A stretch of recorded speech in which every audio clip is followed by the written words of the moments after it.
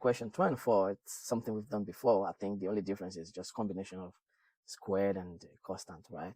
So this is an expression. So we are back to expression. It's just evaluating an expression and giving the value to be -2, right? So anywhere you see y, you plug in -2. So the punchline here, mistakes that students usually make is sometimes they write -2 squared. That is wrong, because it is saying that this squared is for entire y.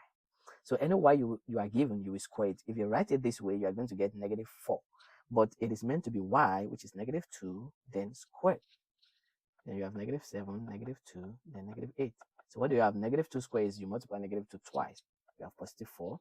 -7 times -2 is +14. Then you have -8. Now 4 plus 14 is 18. 18 minus 8 is 10.